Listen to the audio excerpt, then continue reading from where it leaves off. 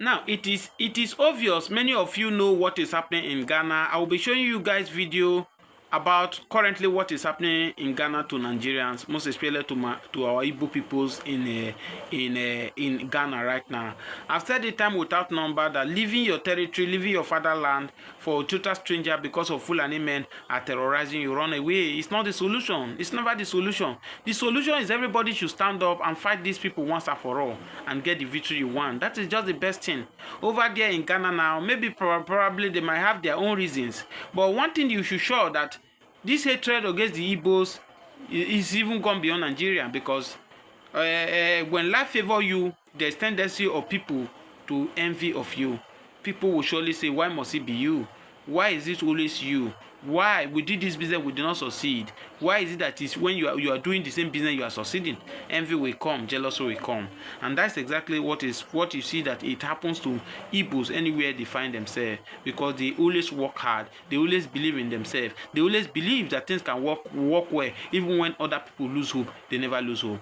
Currently, I want you guys to listen to this video of Ghanaian guy, how he explain what is happening, what caused it, what make this protest to getting more stronger in the north, in Ghana, in Ghana precise, and a way forward what is happening currently in Ghana. Please, if today is your first time of watching my video, coming across my video, kindly subscribe to this channel, on your notification, share this video massively, and you also watch the video there. There is a Igbo man who is a king in Ghana that lead to all these things. This video is there to explain it for you. Please watch this video. Hashtag, please drop your hashtag free Mazi Nnamdi Kanu now. Let it start going. October 10 is what they feast again. Delay is not a deny. I've said it time without number that Mazi Nnamdi Kanu commit no offense, and that's if he commit offense, Nigeria government will have seen it and nail him since. There wouldn't have been delay of this justice, but they are trying every available means to buy time, and that's what we are seeing right now. If they knew that they are going for vacation before October, they will have known how to arrange everything, adjust everything, and deliver judgment before Mazi Nnamdi Kanu, before they go for vacation. Because you can see Nigeria is Nigeria. They knows how to do their things by delaying statics, and you can see the way everything is folding up. But the good thing of it is that the victory is coming. And Mazi Nnamdi Kanu, by the grace of God, is going to have victory at last. Don't forget that even the Bible said that I am the one that hardened the heart of Pharaoh to do everything he did to the children of Israel. So Mazi Nnamdi Kanu persecution it will not be in vain. I've said it time without number, no cross, no crown. Mazi Nnamdi Kanu is carrying the cross. The time to carry the crown is here. I pray that you that is watching this my video, you will be alive to witness when the dream of Mazi Nnamdi Kanu will come to pass. Watch this video. As you watch this video, share this video and subscribe to this opportunity to apologize to all my Nigerian brothers, both the state and the people of Nigeria, for I did not do justice when I was explaining about Nigeria must go, when I did explicitly explain everything that transpired when it comes to Ghana must go. So Nigeria must go. This is what actually happened. When history is being told, it must be told the right way. For we criticize the West for telling our history, however, sadly, for not explicitly explaining what transpired. This is what transpired in Nigeria must go. The entire Africa was one. When Kwame Nkrumah became the Prime Minister of Ghana, up to when he became president, he called on everyone who had money to come and invest in Ghana, that Ghana was open to the entire Africa and Ghana was open for business and they should come and invest. Nigerians, wealthy businessmen, were of 90% of the investors who moved to Ghana to invest. And the population of Nigerians in Ghana by then were up to 2 million Nigerians living in Ghana out of the 2.5 foreigners living in Ghana by then. But when Kwame Nkrumah was overthrown by Kotoka and the rest, then came Busia in power as prime minister. When Busia came, he was a staunch opposition to Kwame Nkrumah. He never liked Kwame Nkrumah and the policies. When he came, the very first thing he did was to dismantle Kwame Nkrumah's policy and brought in the Alien Compliance Order. When he brought in the Alien Compliance Order, this seek to sack every foreigner in Ghana. And he knew quite well that of all the foreigners in Ghana, Nigerians were 90% of them, and they were investors and businessmen. They invested in cocoa, invested in infrastructures, invested in all sorts of business, manufacturing, transportation, you name it. So when he passed this order and he gave them a deadline to leave, the Nigerians had no option but to auction all they had, because they were suppressed by the government. And by then, Buzia passed this law that no foreigner should be engaged in. About 40 businesses he put down that no foreigner should engage in. So the Nigerians had no option but to leave, and it was a bad time in history. Nigeria had to auction their cars. Nigeria had to auction their houses. Nigeria had to auction their businesses, their farm. Most were not even able to auction their businesses. They left it, and the indigenous Ghanaians took over their businesses, their cocoa farm. They lost their lives in custody, and as a result of this, it affected, traumatized the Nigerians. Just imagine you took huge amount of business and money to invest in Ghana, and even when you are leaving, the hard cash money, the money you were supposed to take, the banks refused to give Nigerians more than £2,000, and these people had hundreds of thousands of pounds in their account in Ghana. The banks refused to give money, and these Nigerians were in huge migration crisis. So as this happened, within that period they were auctioning things in Ghana. Life was good because Ghanaians were rushing, buying Nigerian product as cheap as possible. Everything came down. The moment a Nigerian left, life became hell for Ghanaians. The crisis Ghana faced, the hardship all the way to that of the farming period of Ghana, started when Buzia passed this alien compliance law. The effect on Ghana when the Nigerians moved out, cocoa price fell. Okay, and also Ghana lost cocoa production from 50% of global production to 30% because the Nigerians were the one doing cocoa farming. The prices of goods doubled because the Nigerians were the ones who made it possible for the prices to be cheap. And when the Ghanaians were left to do businesses, they wanted to be rich as quick as possible and double the prices. And also transportation became a problem because most of the cars were owned by Nigerians. Nigerians had invested in transportation system. So this was a problem. And loss of jobs because the businesses and factories and cocoa business, the farming, were operated by Nigerians who had employed people. These people had left and jobs were lost. Okay, businesses collapsed. Ghana was in disarray. This was the start of Ghana problem that finally led to Ghana having famine. We would come to that for a latter part. What was the negative effect on Nigeria? Nigerians died. Yes, people who were in detention because the government held lots of Nigerians, and so some of them died in detention. What again? Nigerians lost houses, lost cars, lost businesses, money. The banks could not allow Nigerians to take more than £2,000 from the bank because they didn't want this money to go. And these Nigerians had hundreds of thousands of pounds in their banks in Ghana. So this was a disaster. This was a problem. When the Nigerians returned, some were hoping to see back their loved ones, but they had only to be greeted by the news that they had died in Ghana. This was a bad thing. Alien compliance law was what led to Ghana to fall in those periods until in the year 1985 when J.J. Rawlings went to Babangida to renew relations with Nigeria.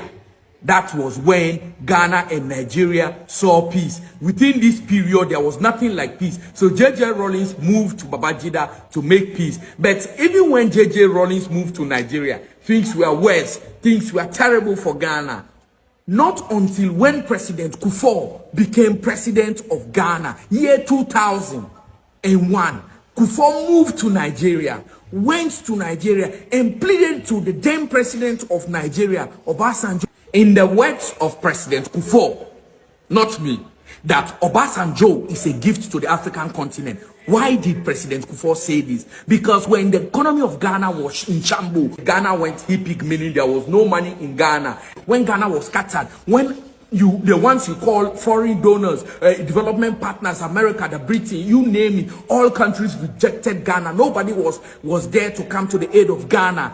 But Nigeria, President Kufuor ran to Nigeria and laid down to Obasanjo. He didn't feel Obasanjo would help to say that, okay, we will resume supply of gas to Ghana to supply electricity. When he went, Obasanjo surprised him. Obasanjo did not only ask Kufuor that they should resume gas to supply to Ghana immediately, but also push the payments to almost 4 years back and also reduce the price for Ghana. And not only that, Obasanjo actually gave 30 million United States dollar to Ghana to buy cars for the police. I know that money was rejected by Obasanjo in Nigeria because Nigerians were blasting him as the president of Nigeria. But it is true. He helped Ghana. He assembled investors to come to Ghana to invest in Ghana. That is how come the infrastructure of Ghana today, housing, is at its peak. They're one of the best in Africa because the Nigerians came with their wealth, with their money to invest in Ghana. And Ghana is where it is today. And I will tell you, Nigeria has done a lot for Ghana. This I know most Nigerians don't know. That is how come President Kufuor, who ended saying that Obasanjo is a gift to Africa, named from 37 roundabouts, 37 to that of Achimota Forest as Obasanjo Highway in Ghana. This is as a result of the tremendous effort and help, aid from the people of Nigeria, from the government of Nigeria to Ghana to help boost Ghana's economy. This is history. We must not shy away from it. There is so much between Nigeria and Ghana. Why we must put asunder our fight. Why we must put asunder blaming one another. Let me tell you, one of the reasons is Nigeria and Ghana started fighting for AU together with Sierra Leone. Sierra Leone brought this fire to Nigeria, brought it to Ghana, boiled Nigerians and Ghanaians, Nkrumah inclusive, the ITA Wallace Johnson and the rest, that you should fight for your independence and let's form Africa Union, which is, by then it was Organization of Africa Unity. Nkrumah championed it in Nigeria. But the white man skillfully came to Nigeria and told them, do not allow Ghana to head AU. And they went to Ghana and told them, do not allow Nigeria to head AU. The reason being is they knew these two countries were a powerhouse in Africa. Nigeria had immense wealth. So also is now Ghana. If these two countries could blend their wealth together, I'm telling you, there is no way Ghana and Nigeria combined would not be able to give aid to other African. The topic for this video is how shameless and problematic Nigeria is at this point. I first of all know you would want me to mind my business and talk about my own country, Ghana. But listen, I don't really care about what you think. And if you haven't checked in my videos, I talk more about my country than any other on this platform. But at this point, it's not just silly and problematic how miserable Nigeria is, it's becoming for all of West Africa. And if you feel agitated already for my choice of words, wait and hear the rest of all I have to say. Let's get into it.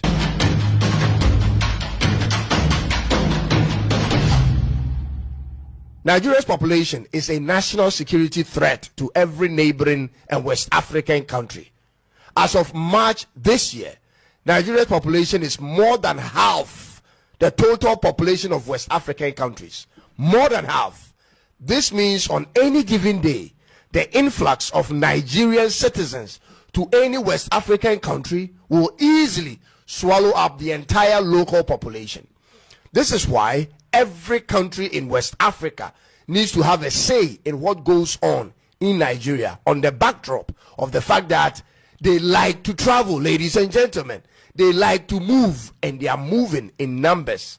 Now, ladies and gentlemen, two major situations are making Nigeria look scary to the rest of Africa, especially the neighboring West African countries. And I said two major things. But first, let's put aside the lack of stable electricity and inflation for now.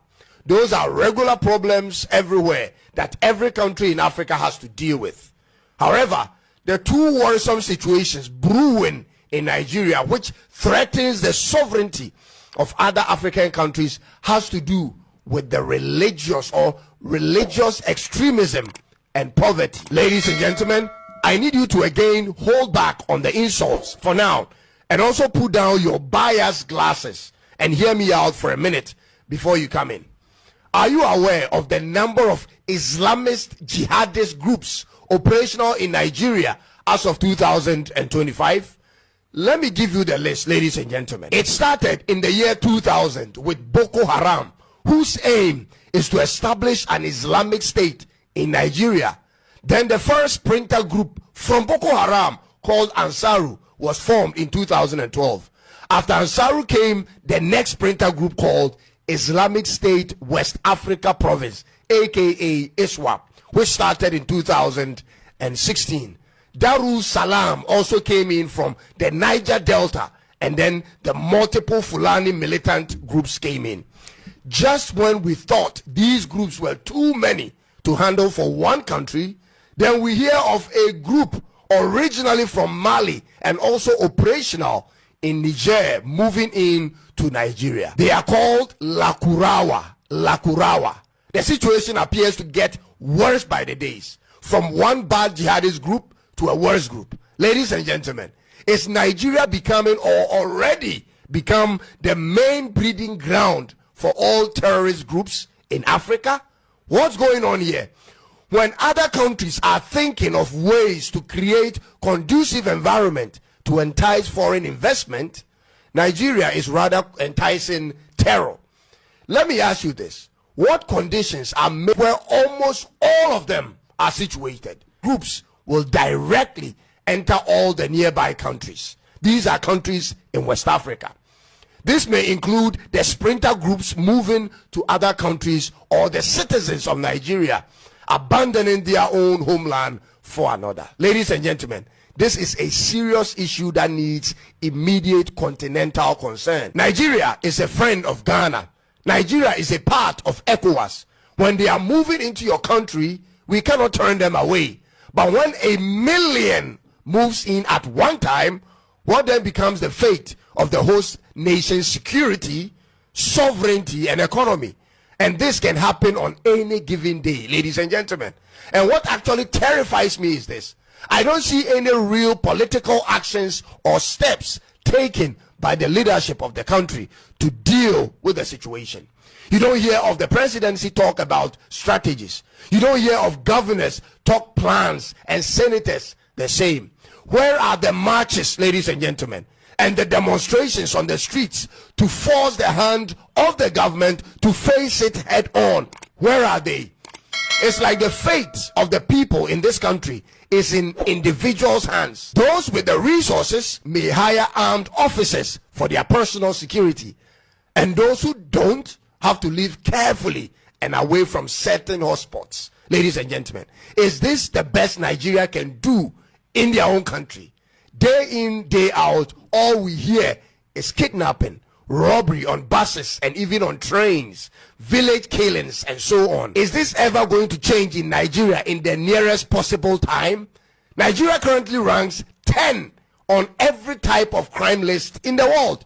Talk about cybercrime, organized crime, financial crimes, and extremism. You will find them on the top 10 list of all of them. What type of society are you building? On the criminality index on ocindex.net, you are 6th out of 193 countries, 2nd out of African countries, and number 1 in West Africa. You are ranked 19th among the least peaceful countries in the world, and nothing shows it bothers you, especially they that hold power in the country. Omanaja, what's up? When you finally get the chance to vote for a president who may bring a difference to the country, you reject it. You vote the same type of leader continues. Why won't you try change? Why can't the people try what Ghana did? You come out in your numbers. You create your own coalition centers. You protect the ballot boxes at all costs and ensure a free and fair elections for once in your lifetime. Because if you as a regular Nigerian don't like what's going on in your home country, you have to do something about it, ladies and gentlemen. That cannot be done by anyone else but yourselves, unless it benefits you. What's the ultimate goal here? When you have chosen democracy as your system of governance and it's only making life a living hell for the majority of the people, what is the plan, ladies and gentlemen? This is disturbing. Now, on to the second situation that is of equal concern as the first. This is about the level of poverty in Nigeria.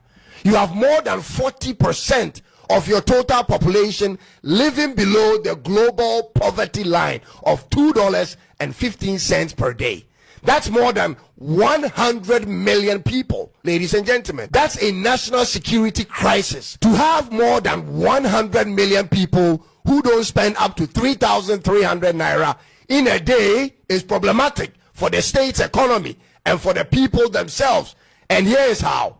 The 3,300 naira per day will include your transport fare in and out to work if you have one, or to school, your breakfast, your lunch, your supper for one person. And so when that's not possible for more than 100 million people, then there isn't much these 100 million people are doing to contribute to the economy of the local state.